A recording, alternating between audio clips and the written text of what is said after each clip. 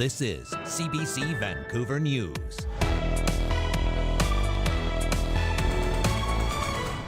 It's really sad because the symptoms are horrible for these guys, and there's so many dead and dying all over the place. Avian flu is hitting some BC farms very hard. Millions of birds have now been killed. Also, when we filled that fridge, it can be gone in a matter of minutes sometimes. as more Canadians face the risks of hunger, local food banks ask for your help. I pretty much just took everything that I do every day with me on the show, and well, it paid off. Plus, baking up a winner in Burnaby. We drop by. Good evening, I'm Dan Burritt. Thanks for joining us. Avian flu outbreaks are growing in BC. Infected birds have been found in dozens of farms now. The virus is also suspected of infecting and killing many wild birds. As John Hernandez reports, the impact is being felt hardest in the Fraser Valley. Just call if that doesn't work. Each time the phone rings, Elizabeth Melnick worries it's another call about an infected bird. Okay, bye-bye. And it's so unpredictable. When's the phone going to ring? In 5 minutes? In an hour? You know, so you're always on edge. Melnick runs her own wildlife center that cares for sick and injured birds and small mammals. But lately, most drop-offs have been birds infected with the avian flu, and the workload has been taxing. It needs to be handled very, very carefully. You can't bring it in here. You have to deal with it outside, figure things out. Then also the gowns and the gloves. Melnick says as many as 7 infected birds come here a day, mostly Canada geese and cackling geese from throughout the Fraser Valley. There's no treatment, and they have to be euthanized. It's really sad because the symptoms are horrible for these guys, and there's so many dead and dying all over the place. The avian flu is spread from wild birds onto farms. The Canadian Food Inspection Agency reports there's confirmed outbreaks at 36 BC farms. The bulk of them are in the Fraser Valley. They range from everything: ducks, turkeys, broilers, layers. And the toll has been significant. Nearly 4 million birds have been killed by the virus or had to be euthanized. For the farmer, it is mentally very difficult and financially challenging, and it's a ton of work to get that farm cleaned up. While many farmers might be anxious, the Farming Association says the industry is still healthy overall. We have over 500 poultry farms in BC. I don't want to downplay it for the individual farmer. It is devastating, but for the average consumer, they're not really going to see much difference at the grocery store. Still, cases are mounting on farms and in the wild. The province is urging people to report suspected infections. Officials say the virus poses little risk to the public, but can infect people who come into contact with sick birds. John Hernandez, CBC News, Abbotsford. Hundreds of people gathered in front of the Vancouver Art Gallery today for a prayer and rally in support of Palestinians.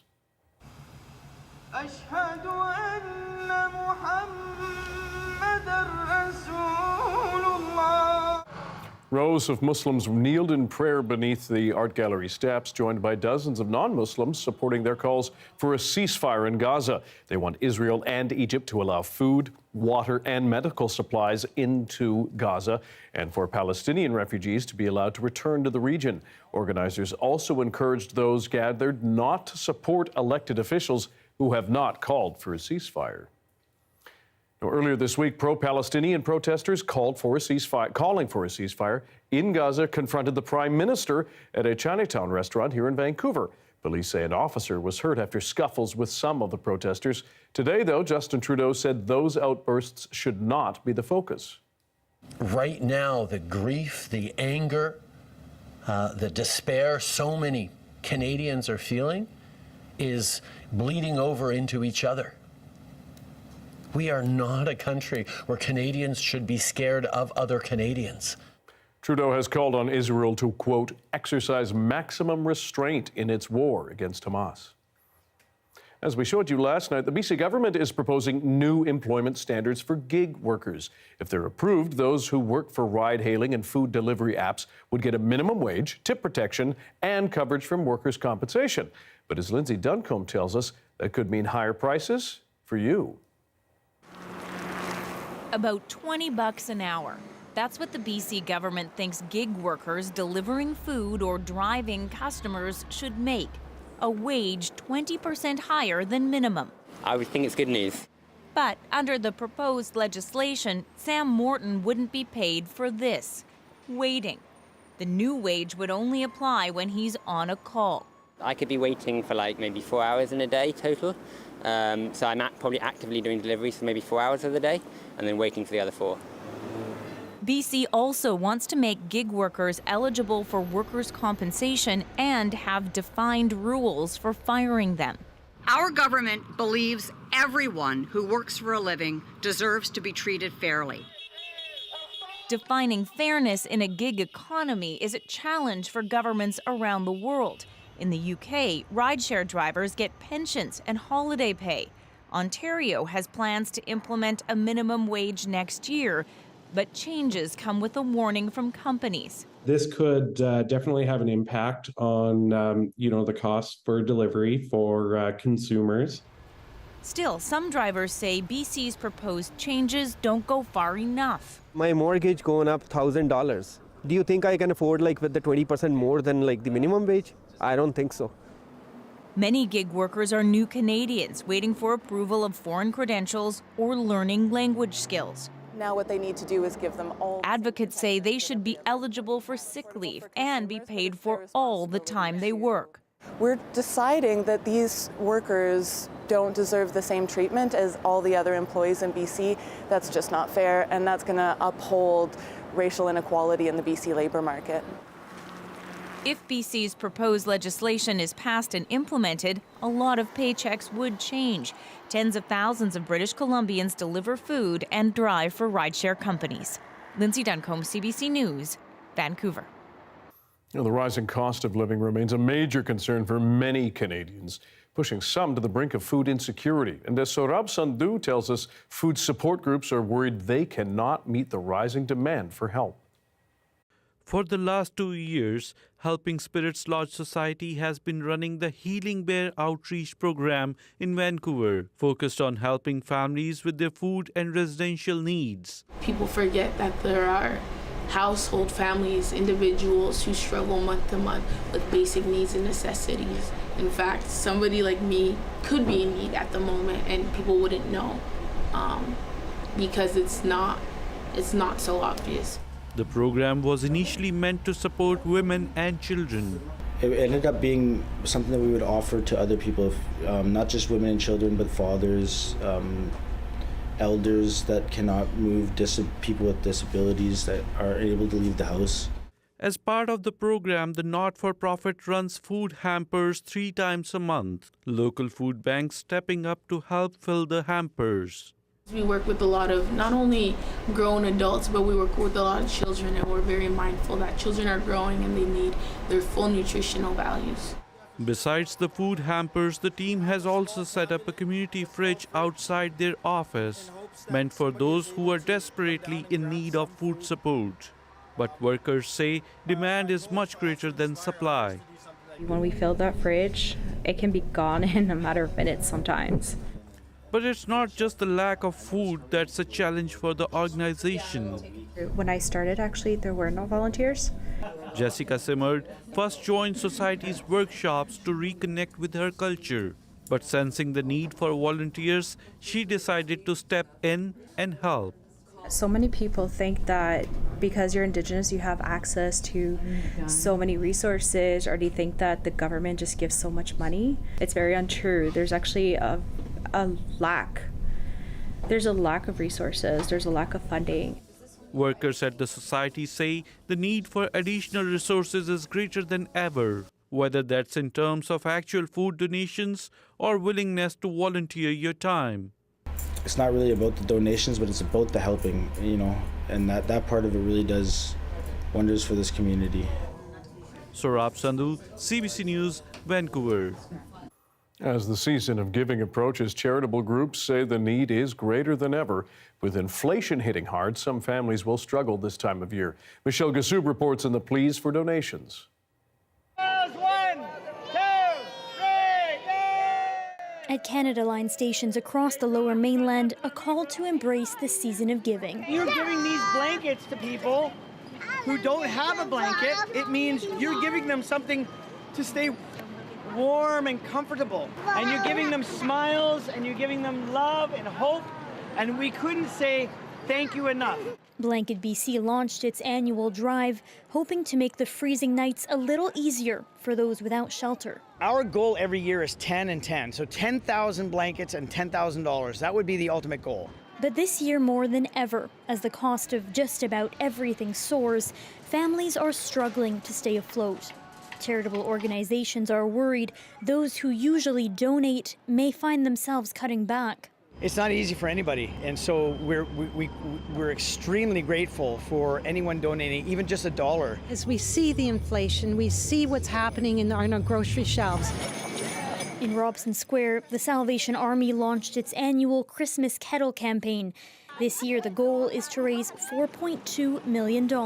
People are needing the basic necessities of life: clothing, food, shelter. The Salvation Army helped 800,000 people in BC last year, but they anticipate this year the need will be even higher. And though it's still November, the hope is those who are able will embrace that spirit of giving. Michelle Gassoub, CBC News, Vancouver.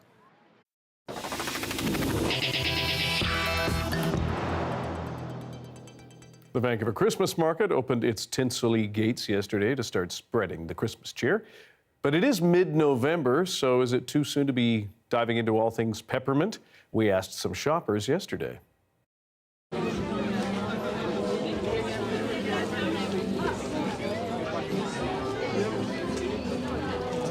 I start Christmas celebrations November 1st, so to me it's perfect. Exactly. I feel like since it's reading break for university, a lot of people are visiting, and this could be a good chance to find Christmas presents early for their families, and yeah.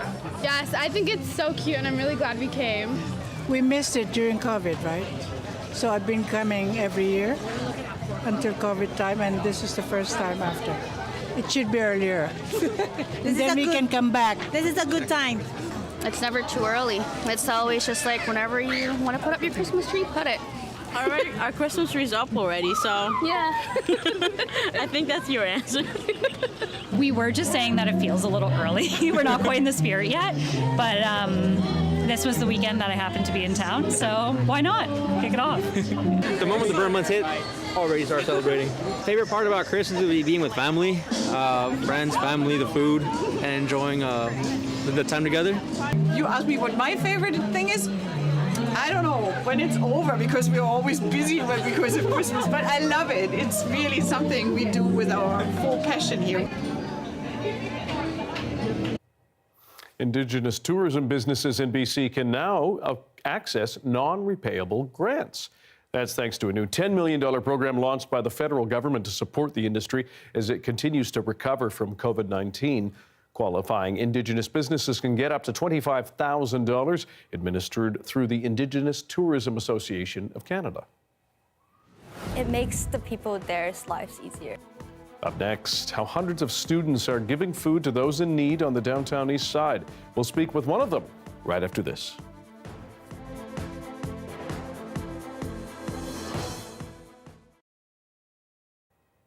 Hello to everyone watching our commercial-free live stream. Thanks for being here. In Saskatoon, a teenager is teaching a thoroughbred horse she rides how to paint. The 17-year-old artist says she found the idea on TikTok, and her equine has created dozens of pieces. Have a look. Ella Wall first met Duff the horse a couple years ago.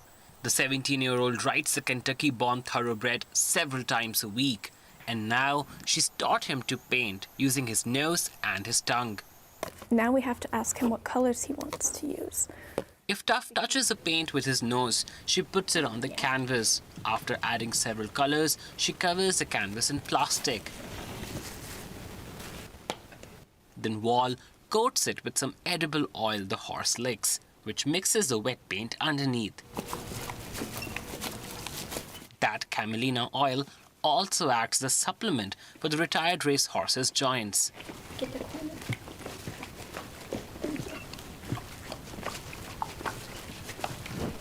Once the plastic is removed, voila, it's a beautiful painting.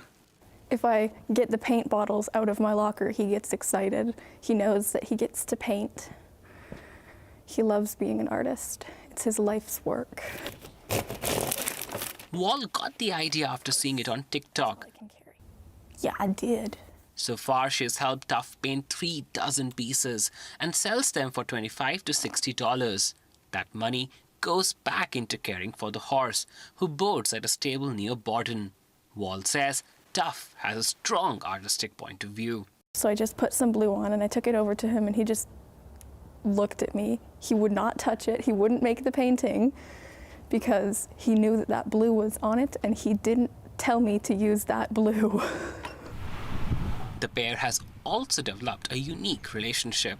Wall cares for Tough and helps him let go some of his nervous habits like biting and head bobbing.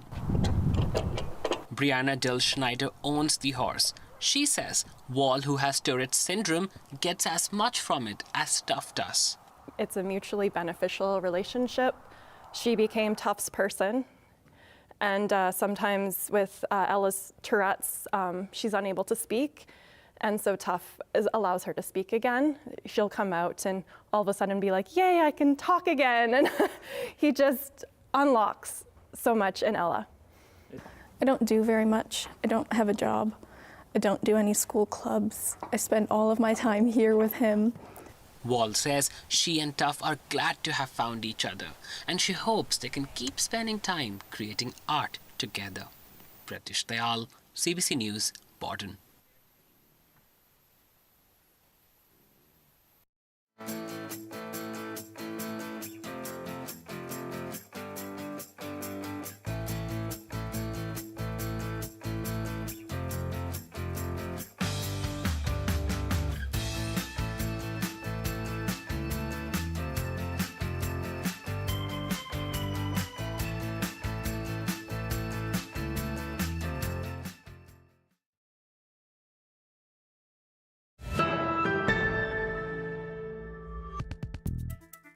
Three years ago, 5 high school students founded a group called Project Hastings to provide food to people on Vancouver's downtown east side. It has now grown to hundreds of students from schools across Metro Vancouver, and it's raised tens of thousands of dollars. Joining us now is Tinklin Tsiang, the Executive Director of Operations at Project Hastings. Thanks for joining us today. Thank you, too.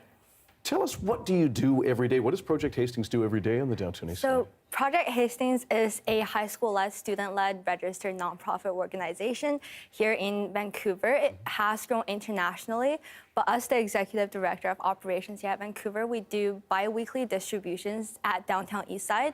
We would take our volunteers to TNT Chinatown, and we'll take a short walk to Pigeon Park to ensure our volunteers are safe. We do bi-weekly distributions, like again said. We usually distribute sandwiches, sanitary products, as well as hygienic products, so that it makes the people there's lives easier. And it's just those, it's small, it's food, it's basic things, right? Yeah, it's really like necessity things that they really need to keep them rolling, to keep them alive, to like make sure that one day they might have the hope to get a job, to be working and to be living like us. What sort of reaction do you get when you offer these things to people? Well, the main reaction that we get is definitely from the community. They're most of the unhoused people. They're always saying thank you. They're always being so nice to us and so forgiving. But also just the community members that are not unhoused too. They're also really approachable and nice. And we also have been in touch with MPs as well as city councilors. They're also really appreciative of the work that we do here. Why do you think it's important for high school students, pardon my interruption, why do you think it's important for high school students and others to get involved in this work? Well, to me personally, I think it's not just alleviating poverty or alleviating food insecurity. I think it's also like any changes that we can implement into the world that makes it a better place. Here at Project Hastings, I think not only are we doing this for volunteer hours, which is what most of the high school students need, but also just to make sure that there are, and know that there are people around us who are unfortunate, who doesn't have the education that we get, and to help them a bit as well. And what do you hope Project Hastings does in the future? Well, in the long-term goal, we definitely hope we're taking a step closer to combating food insecurity as well as housing insecurity. But in the short term, we're actually working on like a short architecture emergency shed project with CBC Architecture. And we hope the end of this project to be implementing smart technology into these sheds so that there could be an alarm to the ambulance when we do sense like people being unconscious. Wow. And when do those get built?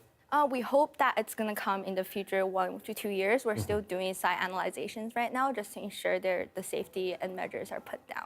Tinklin Siang, we appreciate your time. Thanks for joining us. Thank you too. Here's a live shot from earlier tonight of BC Place all lit up. We're set for a bit of this and a bit of that this weekend from the sky. Darius will have your BC-wide weather forecast right after this.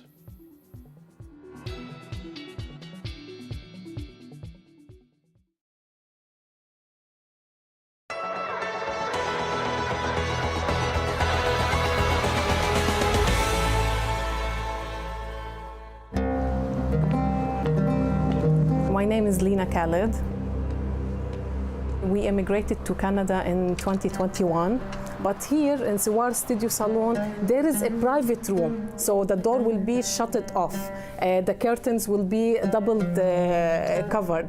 So this gives you the confidence to go and feel that for hijab ladies, they have this chance to do the services. They will feel very happy. My name is Hana Al Abbas. I'm from Syria. I am hairdresser. I work different places in my country, different salons to get more experience. When I felt I'm okay, I'm ready to get my own business. My father's helped me to open a small salon for me, but my dreams was not completed because of the war. First 2 years it was difficult for me because it's different culture, language, weather, everything different for me. And I was pregnant, I take care of my family. That's why I didn't look, but I heard about Salon Siwar. It was, for me, it's a good idea to start again, to stand on my feet again. Even my husband, when I used to look for the salons, he was not very satisfied, to go to an open salon and I'm putting the scarf and to sit there. And sometimes a man can do the services, which is prohibited for us according to our tradition and culture and religions. I'm not allowed to a man to touch my hair or to do anything facial or any kind of services that the salons offers. So even the family members will not be happy. But here, as long as it is a private room for ladies and the door will be shut down, the curtains will be covering all things, so the husbands will be happy, the lady will be happy, everyone will be satisfied with this.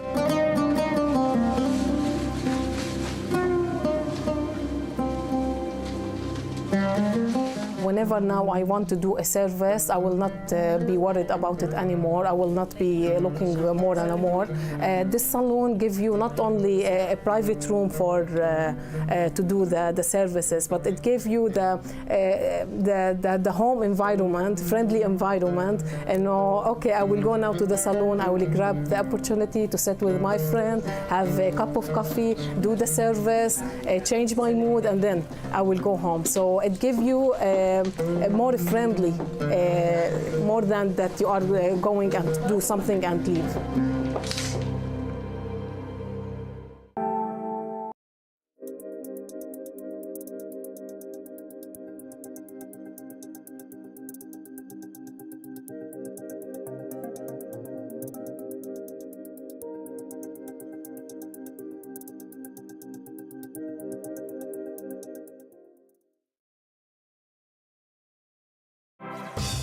Hi, I'm Amy Bell, and here's what's in your CBC Vancouver inbox. Join us for CBC British Columbia's annual Food Bank Day on December 1st. We're making the season kind with a special day of programming, all in support of local food banks across BC. This year, for the first time ever, you can watch our live stream of the day on CBC Gem and at cbc.ca/foodbankday. We'll see you on December 1st.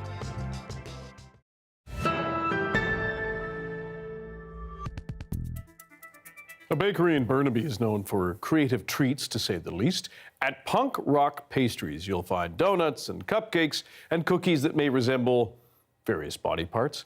And that creativity has won the owner top honors with the Food Network's Halloween Baking Championship this year. Our Caroline Chan dropped by. And this is actually going to be the Bride of Frankenstein. I am just sculpting it with modeling chocolate, and then her hair will come up and it'll be around like this big. My name is Holly and I are in Punk Rock Pastries in Burnaby, Canada. I pretty much just took everything that I do every day with me on the show, and well, it paid off. And the Halloween baking champion is Holly. I just won! I'm the Halloween baking champion. And I just couldn't really believe it. I was like, oh my God, like I did not think I would win. Like I was like, I knew my stuff was good, but I didn't think it was that good. I mean, this is the best bakery I've ever been to. I haven't seen anything like it in the Lower Mainland or anywhere else. The most weirdest thing is these things just come out of my head. I don't know where they come from. I think I'm a little bit nuts. When someone just tells me the theme of what they want, I start looking at a lot of pictures of whatever the character is, and then I'm like, okay, how can I turn that into cake? And then I'll usually sketch something, work it out, and then my hands do all the rest. With Christmas coming up, we lean towards more things like Krampus and Grinch. You can go to 20 other bakeries in the Lower Mainland and not see anything that we make here. For me to be able to sit down and do this like all day is just a dream come true. It's like so fun. The weather update is brought to you by Direct Buy Furnace. To cool and clean the air in your home, call Direct Buy Furnace. Installing Train, the most reliable heating and cooling brand.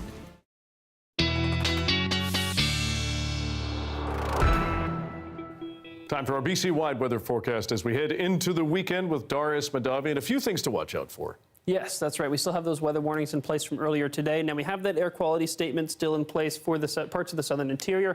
We have a special weather statement tomorrow evening into Sunday morning for high winds that don't quite meet the threshold for a wind warning to be issued, although that could change. So be on the lookout for that tomorrow. Those high winds also going to make their way here to Vancouver, but only gusting around 60 kilometers per hour. You count that as only, but be prepared for the possibility of some power outages. Now, those high winds also coming to Haida Gwaii on Monday, but that could develop into a wind warning as well. We're still quite a ways out. The rainfall still making its way onto the north coast. Still expect that rain to continue over the weekend, but the worst of it should end by tomorrow morning. Expect another 20 millimeters or so for coastal parts of the north coast, and another 10 or so up by Stewart for the more inland parts. But most of that rain, as you can see here, did fall on the Alaska side of the border, although close to 100 millimeters still just east of Prince Rupert. More of that rain still streaming in right now. You can see that moisture coming in on this model, but that will ease off a little bit over the weekend. Still showers coming, but now it's shifting a little bit further south. Going to hit the west coast of the island by tomorrow at around noon, not make its way to the lower mainland until the evening, so it won't be until the sun is down that we see that rain here. It is pretty short-lived. We might see a few more showers. You can see there pop up Sunday morning, but for the most part, most of the rain will be gone by overnight Saturday. By the time Sunday rolls around, we should have a pretty sunny afternoon. Some breaks for clouds, but still not too bad. In terms of accumulation, most of it is coming in the form of snow in the north, some showers and snowfalls making their way into parts of the central and southern interior. But again, most of the rain coming for the coast, as you'd expect.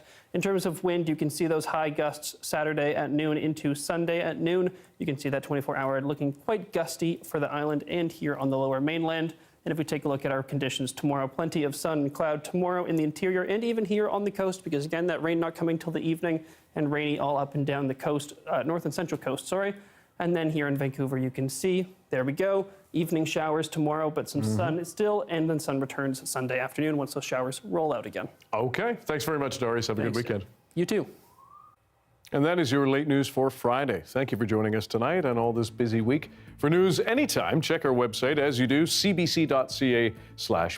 Your next local news is tomorrow morning at 6:30 on CBC Radio 1. And Tanya Fletcher will have your late news at 10:30 p.m. tomorrow night, right after hockey. Good night. Enjoy the weekend.